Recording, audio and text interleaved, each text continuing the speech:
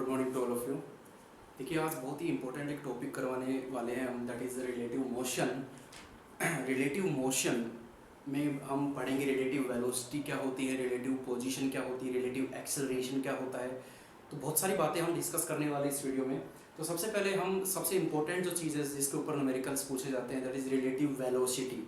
तो हम आज कंसेप्ट समझाने जा रहे हैं रिलेटिव मोशन और रिलेटिव वेलोसिटी वगैरह का। तो रिलेटिव वेलोसिटी क्या होती है कि मान लीजिए कोई भी दो ऑब्जेक्ट हैं, कोई भी दो बॉडी हैं और दोनों मोशन कर रही हैं, जिसको मैं ए नाम दे दूं और बी नाम दे दूं, ए बॉडी और बी बॉडी। जैसे ये दो बॉडी है मेरे पास, तो अगर मैं कहूं कि वेलोसिटी ऑफ ए, वेलोसिटी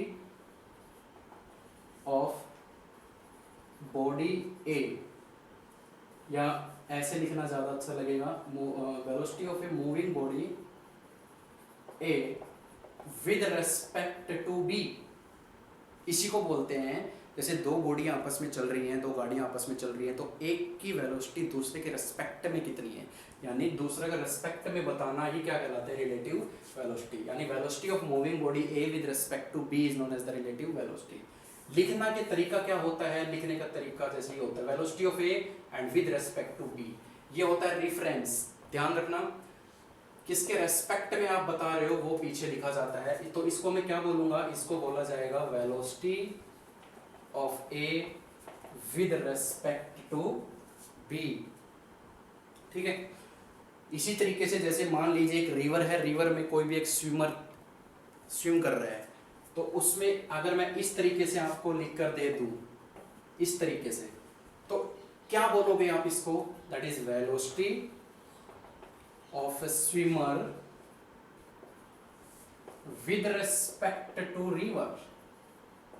ठीक है, दोनों ही बॉडी मूव कर रही है, रिवर भी मोशन में है और स्विमर भी मूव कर रहा है, तो दोनों बॉडी मोशन में है। तो इसको किस तरीके से बोला जाएगा, velocity of swimmer with respect to river, और इसको क्या बोला जाएगा, velocity of A with respect to B.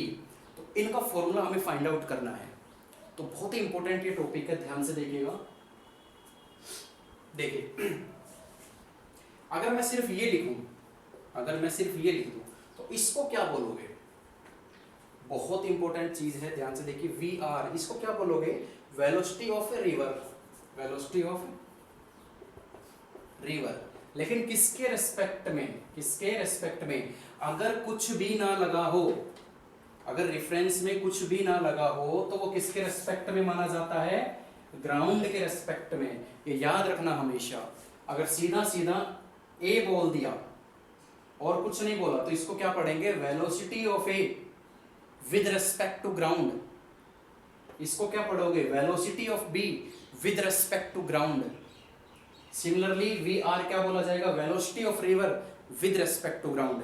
लेकिन जब दोनों बॉडी मूव कर रही हैं, तो इस तरीके से लिखा जाता है। इस तरीके से कब लिखा जाता है, जब ग्राउंड, क्योंकि ग्राउंड तो रेस्ट में है, जब एक बॉडी रेस्ट में होती है और एक बॉडी मूव कर रही होती है, तो वहां रिफरेंस लगाने की जरूरत नहीं होती, वहां हम समझ जाते हैं कि विद रिस्पेक्ट टू ग्राउंड है वो। क्लियर। तो ये तो हो गया नोटेशन, एक तरीके से रिप्रेजेंटेशन की किस तरीके से बोला जाता है, किस तरीके से लिखा जाता है इसको। अब हम डेरिवेशन करेंगे इसका। रिलेटिव वेलोसिटी जब भी आप बताओ, तो रिलेटिव वेलोसिटी में रेफरेंस बताना बहुत जरूरी होता है कि किसके रेस्पेक्ट में हम बात कर रहे हैं। ठीक है, ये तो कॉमन सी चीज है।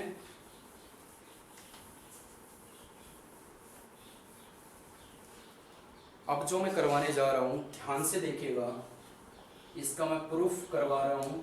बहुत सारे फॉर्मूलाज निकल कर आएंगे किस तरीके से हम रिलेटिव वेलोसिटी को लिखते हैं। मान लीजिए ये ग्राउंड है, ये कोऑर्डिनेट्स है ग्राउंड के, नॉर्मल ग्राउंड है, कोऑर्डिनेट्स मान लिए, that is x and that is y, ये रेफरेंस पॉइंट हो। और इस ग्राउंड के अंदर एक रिवर, ये रिवर का कोऑर्डिनेट्स मान लिया हमने, एक रिवर फ्लो कर रही है। और एक ग्राउंड है, ग्राउंड है, ग्राउंड में मान लीजिए ये रिवर है, ये रिवर यानी नदी, ये नदी ऐसे बह रही है, तो ग्राउंड के अंदर ही तो रिवर आएगी। तो ये ग्राउंड का कोऑर्डिनेट्स हो गई, ये रिवर के कोऑर्डिनेट्स हो गए। ठीक है, x dash, y dash, o dash. ठीक है, अब यहां से ये तो रेस्ट में है, ग्राउंड तो रेस्ट में है, ये क्या है, ग्राउंड, और ये क्या है, रिवर। तो यहां से यहां ये पोजीशन कितनी हो गई, ये ध्यान से समझिए। वेलोसिटी, सॉरी वेलोसिटी का तो कभी जिक्र नहीं आया, पोजीशन, पोजीशन यहां क्या, ये क्या है, रिवर, पोजीशन ऑफ आर, ठीक है, R R position of river. अब मैंने देखो इसके पीछे कुछ नहीं लगाया, इसके यहाँ पे रेफरेंस कुछ नहीं लगाया, इसका मतलब ये किसके रेस्पेक्ट में, ग्राउंड के रेस्पेक्ट में ही तो है यहाँ पे, ये रिवर। चलिए एक स्विमर है यहाँ नदी के अंदर, ये नदी है, ये नदी है, ऐसे बह रही है, इसके अंदर एक स्विमर लगा दिया मैंने, यहाँ एक स्विमर है, और स्विमर की पोजीशन रिवर के रेस्पेक्ट में यहाँ ये कितनी है।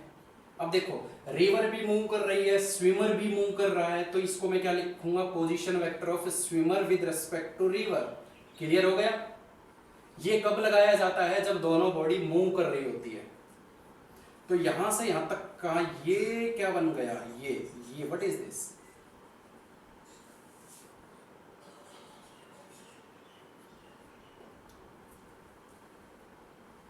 यहां से यहां तक की पोजीशन क्या बनेगी, position vector of swimmer with respect to, किसके रेस्पेक्ट में ले रहा हूं, ग्राउंड के ओरिजिन से ले रहा हूं, तो लिखने की जरूरत है नहीं है। आई होप क्लियर हो गया होगा। इसको इस तरीके से ना लिखे, यहां जैसे मैंने स्विमर लिया है, ये ऐसे लिख, समझ में आता, क्लियर हो गया होगा। कुछ भी नहीं किया, एक ग्राउंड लिया, ग्राउंड के अंदर एक रिवर के कोऑर्डिनेट्स ले लिए, तो सबसे पहले तो ग्राउंड से और रिवर तक का जो पोजीशन वेक्टर है वो आर आर है, पीछे कुछ लगाया क्योंकि ग्राउंड के रेस्पेक्ट में है तो लगाने की जरूरत है नहीं है। फिर मैंने क्या किया कि एक स्विमर लिया, तो स्विमर रिवर के रेस्पेक्ट में क्या बोला जाएगा, position vector of swimmer with respect to river, क्योंकि दोनों ही मूव कर रहे हैं तो दोनों का यहाँ पे रिप्रेजेंट करना, रेफरेंस बताना इंपॉर्टेंट है।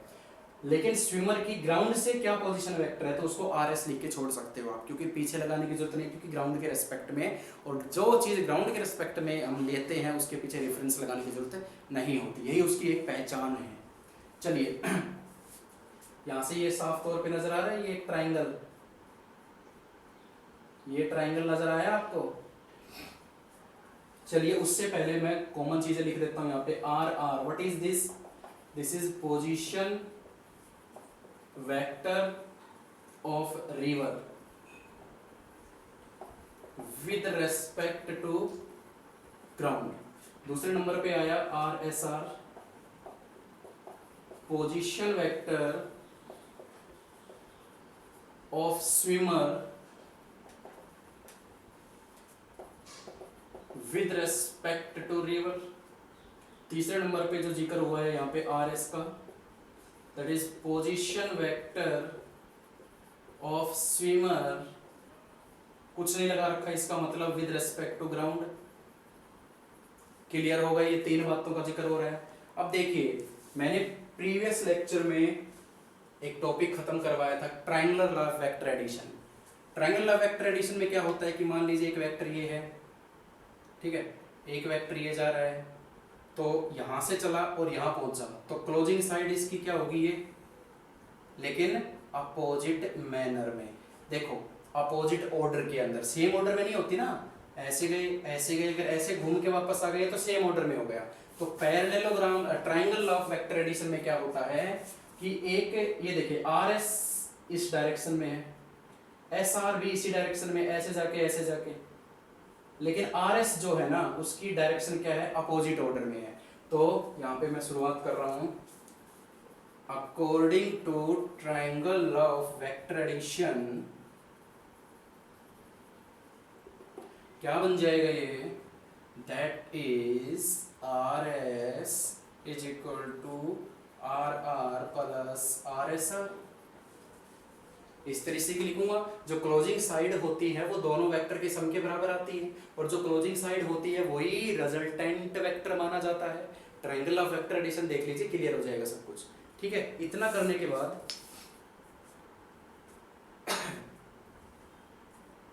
ठीक है, ये एक इंपॉर्टेंट फॉर्मूला बना, पहला फॉर्मूला ये है हमारा।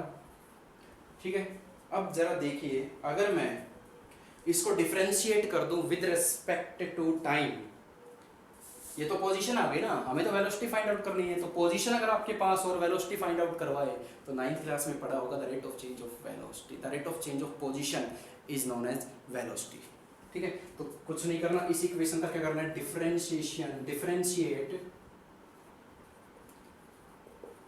With respect to time. तो क्या बन जाएगा, D R S by D T, D R R by D T, D R S R by D T with respect to time कर दिया, विद रिस्पेक्ट टू टाइम। अब यहां से देखो D R by D T यानी position, the rate of position क्या बन जाएगा, ये वेलोसिटी एस की, ये क्या बन जाएगा, वेलोसिटी ऑफ आर। सिमिलरली ये क्या बन जाएगा, वेलोसिटी ऑफ एस आर। भैया rate of change of position क्या होता है, वेलोसिटी होती है। क्लियर हो गया, एक फॉर्मूला आपका यहां से बन गया, V S is equal to V R plus V S R. अब इस इक्वेशन को फिर से डिफरेंशिएशन में रख दो, again differentiate equation second, this is equation first, this is equation second. अब मैं इसको करूंगा विद रिस्पेक्ट टू टाइम, तो ये हो जाएगा D V R by D T and D V S R by D T. The rate of change of velocity क्या कहलाता है, आपको मालूम होगा, the rate of change of velocity D V by D T, acceleration 9th class में पढ़ा है। तो ये क्या बन जाएगा, acceleration of S, acceleration of R और एक्सेलरेशन ऑफ एस आर। ये आपके पास ये तीन इंपॉर्टेंट फॉर्मूलाज आए हैं आपके पास, तीन इंपॉर्टेंट फॉर्मूलाज आए हैं आपके पास रिलेटिव मोशन के अंतर्गत। This is formula for position, this is formula for velocity, this is formula for acceleration. तीन फॉर्मूला रिलेटिव मोशन ने दिए हमें। अब इनको याद करने का तरीका मैं आपको बताता हूँ, बिल्कुल भी रटने की जरूरत नहीं है, किस तरीके से आप इसको याद करोगे तो वो देखिए।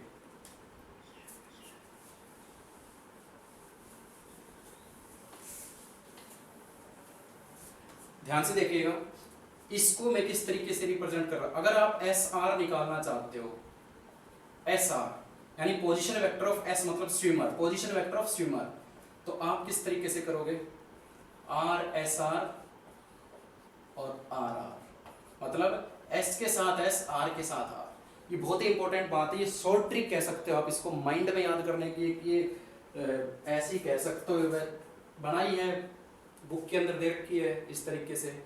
याद करने का तरीका है कि एस के साथ एस, आर के साथ आर। सिमिलरली अगर मैं वेलोसिटी की बात करूं तो वेलोसिटी में अगर आप वी एस निकालना चाहते हो तो एस, एस के साथ एस, ठीक है, और आर यहाँ आ जाएगा और यहाँ पे आर आ जाएगा, इधर देखने की जरूरत नहीं है, एस के साथ एस, आर के साथ आर।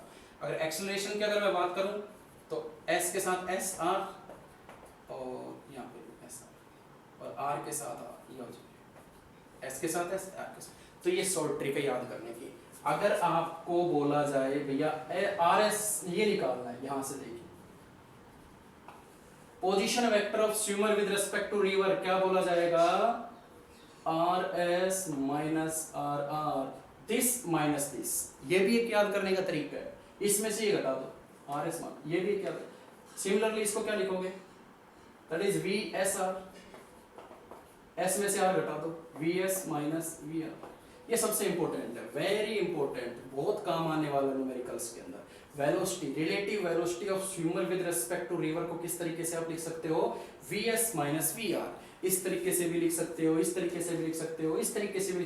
तीन एक ही फॉर्मूले को तीन अलग अलग तरीके से आप लिख सकते हो। आपके माइंड में जिस तरीके से आप कंफर्ट जिस जोन में होते हो उस तरीके से आप याद कर लेना। सिमिलरली इसका हो जाएगा, अगर आप ए एस आर निकालना चाहते हो तो एस में से आर घटा दो, ए एस में से ए आर घटा दो। तो ये कुछ एक इंपॉर्टेंट फॉर्मूलाज थे, इस तरीके से आप याद कर सकते हो इनको बड़े इजीली।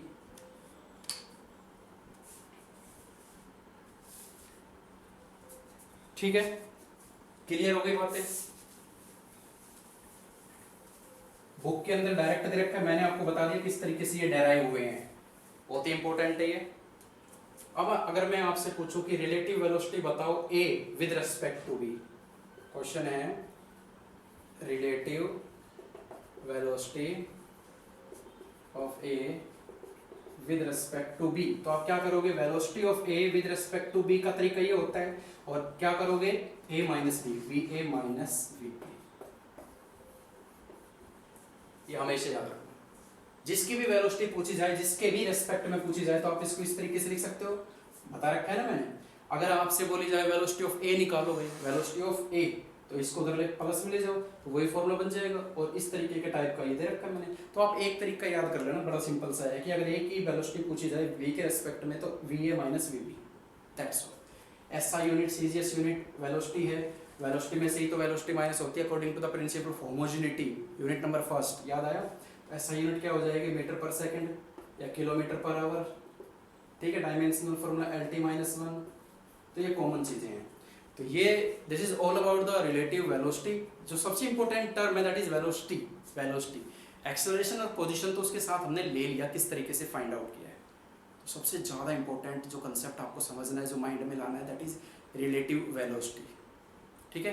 कोई भी बॉडी अगर मूव कर रही है, तो अगर दूसरी बॉडी भी मूव कर रही है, तो दूसरी बॉडी उसका रेफरेंस पॉइंट बन जाएगी, velocity of A with respect to B. और अगर कुछ भी नहीं लिख रखा, अगर मैं ये कहूँ V A, only V A, तो इसको आप क्या बोलोगे, velocity of A with respect to ground, with respect to ground, ठीक है। चलिए, तो पढ़ते रहिए।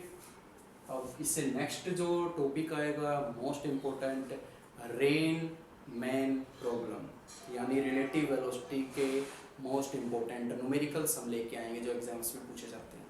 तो इसको पढ़ लेना, इसके कंसेप्ट को समझ लेना, लिख के देख लेना, ठीक है। कोई प्रॉब्लम आए तो पूछना, ठीक है। आज के लिए इतना ही, थैंक यू।